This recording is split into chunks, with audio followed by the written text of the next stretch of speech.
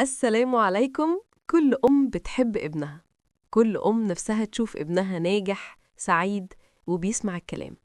بس ساعات الحب لوحده مش كفاية. بنعمل حاجات بنحس إنها تربية، وهي في الحقيقة اللي بتكسر جوه طفلنا حتة صغيرة كل يوم، حتة من ثقته بنفسه، من راحته، من حبه لينا.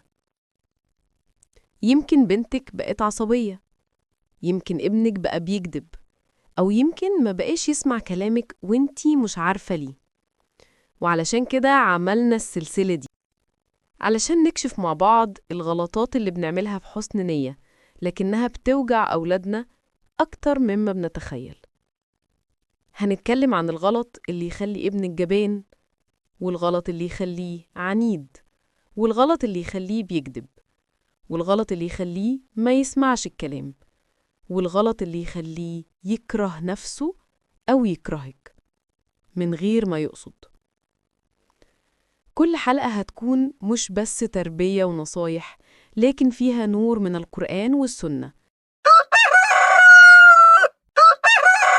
كل حلقة هنكشف فيها غلط شائع، ونفهم أسبابه النفسية، ونتعلم إزاي نصححه بحب وبنور هدي ربنا وبوصايا نبينا صلى الله عليه وسلم، وبحكم الجدات اللي كانوا دايماً يربوا قبل ما يعلموا.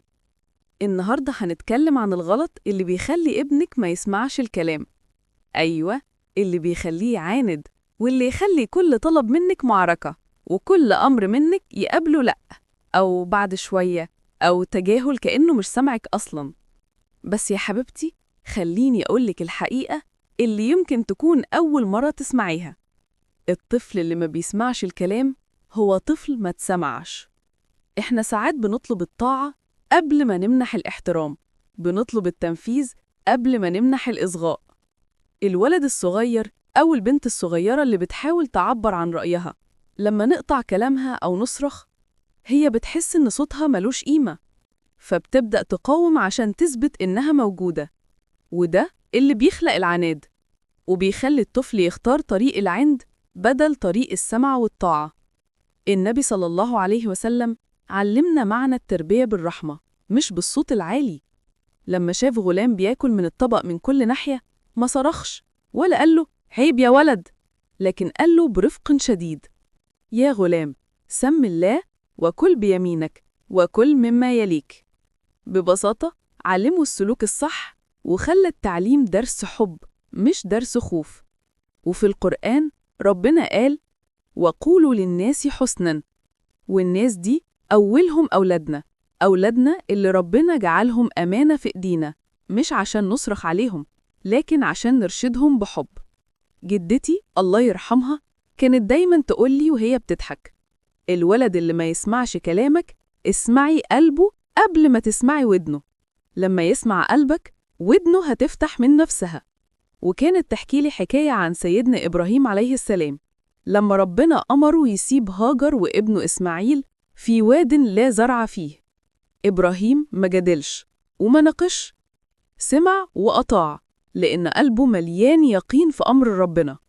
وهاجر كمان قالت بكل إيمان: الله أمرك بهذا؟ فلما قال نعم، قالت بثقة: إذن لا يضيعنا الله. السمع والطاعة هنا ما كانتش ضعف، كانت حب وثقة في من يأمر. ودي التربية الحقيقية اللي احنا محتاجينها في بيوتنا، السمع عن حب مش عن خوف. اسمعي ابنك لما يبرر، حتى لو كلامه بسيط أو غلط، خليه يحس إن رأيه مهم. لما يسمعك بتسمعيه، هيبدأ يسمعك من غير ما تطلبي. قبل ما تقولي اعمل كذا، اسأليه: تحب نعملها سوا ولا تبدأ انت وأنا أساعدك؟ الطفل لما يتحط في مكان اختيار مش أمر، بيتحول من عناد لطاعة فيها رضا. خدي بالك من حاجات صغيرة هي اللي بتقتل الطاعة الهادية: الصراخ، التهديدات الفارغة، التناقض في كلامنا، العقاب المفاجئ من غير شرح. كل ده بيخلي الطفل يحس إن كلامنا ملوش معنى وإننا مش ثابتين.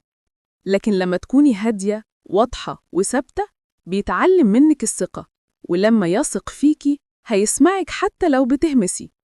خدي خطوة النهاردة وابدأي بالقواعد الصغيرة دي. قبل أي طلب اسمعيه 3 دقايق بس. خليه يختار بين خيارين بسيطين بدل أمر واحد. لما يسمع كلامك امدحيه بكلمة واضحة: أنا فخورة بيك إنك عملت اللي قلت عليه. ولو فقدتي أعصابك وده طبيعي جدا، خدي نفس وارجعي قولي: أنا أسفة إن صوتي كان عالي، خلينا نبدأ من جديد. الاعتذار ما بينقصش هيبة الأم، ده بيزيد احترام الطفل ليها. هقولك كمان حاجة كانت دايما جدتي تضحكني بيها. كانت تقول: اللي عايز ابنه يسمع كلامه يسمعه هو الصغير قبل ما صوته يعلى وهو كبير. ولما أفكر فيها دلوقتي ألاقيها كانت حكيمة جدا، لأن اللي ما تسمعش وهو طفل بيتحول لمراهق صعب السيطرة عليه أو بالغ بارد المشاعر. يا حبيبتي، التربية مش أوامر وممنوعات، التربية رحلة حب وصبر واحتواء. البيت اللي فيه ود، الطاعة فيه بتكون فطرة مش فرض. وده معنى حديث النبي صلى الله عليه وسلم: ما كان الرفق في شيء إلا زانه، وما نزع من شيء إلا شانه. يعني كل ما تكوني رفيقة بيتك يزداد جمال وقلوب أولادك تفتح ليكي أكتر. ولازم نفتكر دايماً إن الطاعة مش هدف، الهدف هو بناء طفل يختار يسمعك لأنه بيحبك مش عشان خايف منك، عايز يسمعك لأنه شايفك قدوة مش سلطة، شايف فيك الأمان مش العقاب.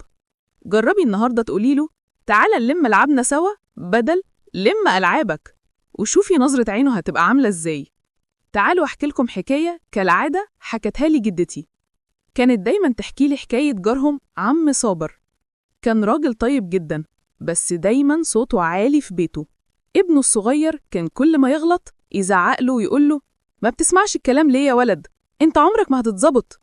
والولد كل مرة يسمع الجملة دي كان بيقفل أكتر وأكتر، لحد ما في يوم الجدة شافت الولد راجع من المدرسة، المدرس بيكلمه وهو مش بيرد خالص. سألته: ليه مش بترد؟ قال لها: هو أنا لو اتكلمت هيتسمع كلامي؟ محدش بيسمعني أصلاً. ساعتها جدتي قالت جملتها اللي عمري ما نسيتها: اللي عايز ولده يسمع كلامه يسمعه هو الأول. يعني قبل ما أطلب من ابني يسمعني لازم أنا كمان أكون بسمعه، بحسه، بفهمه، لأن الطاعة مش أمر، الطاعة حب وثقة. ودي كانت حكاية بسيطة من جدتي، لكنها علمتني إن التربية مش أوامر، التربية تواصل. يا أمهات ويا آباء، التربية مش سباق مين ابنه يسمع الكلام أكتر. التربية رحلة فيها مطبات وغلطات، فيها تعب، بس فيها حب كبير قوي. قبل ما نختم حلقتنا النهاردة، خلونا نهدى شوية، نرجع لنفسنا ونرفع قلوبنا لربنا بدعاء من القلب، عشان هو وحده القادر يربي قلوبنا قبل ما نربي أولادنا. يا رب، يا من خلطت القلب وجعلت فيه رحمة الأم، يا من ألهمت قلوبنا الحنان وابتليتنا بالأمانة الغالية، أولادنا. اللهم علمنا كيف نربي كما تحب لا كما نهوى. علمنا كيف نغرس في قلوب أولادنا الإيمان قبل الكلام، والرحمة قبل القوانين، والحب قبل الأوامر. اللهم لا تجعل بيننا وبين أولادنا جداراً من غضب، ولا حاجزاً من خوف، ولا صمتاً من وجع. اجعل بيوتنا يا رب موطناً للسكينة، فيها تقال الكلمة الطيبة فتزهر، وتغفر الزل سريعاً، ويحتضن الخطأ بحكمة لا بعنف. اللهم اجعلنا نرى أولادنا بعيون الرضا لا بعيون التقييم، نسمعهم بآذان القلب لا بأحكام اللسان، نربيهم بالحب لا بالخوف. اللهم ارزقنا الصبر إذا ضاق الوقت، والحكمة إذا اشتد الغضب، واللطف إذا غلب التعب. اللهم اجعلنا نذكرك في كل لحظة تربية، نلجأ إليك قبل ما نرفع صوتنا، ونستعين بك قبل ما نمد يدنا.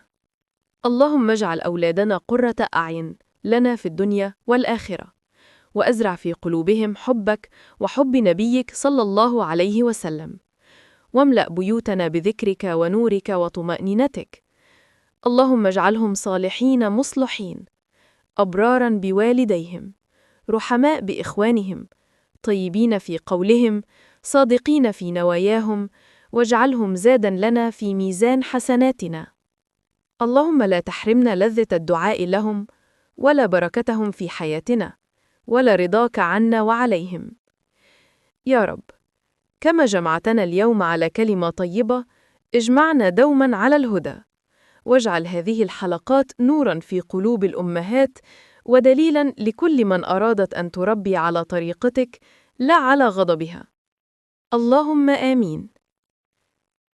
كنت معاكم زهرة. لو الحلقة لمست قلبك أو فكرتك في حاجة عن علاقتك بولادك، سيبي بصمتك الجميلة بلايك وتعليق علشان توصل الرسالة لأم تانية يمكن محتاجة تسمع الكلمة دي النهاردة. دايما ابدأي من الحب، لأن الحب هو اللي بيخلي التربية حياة.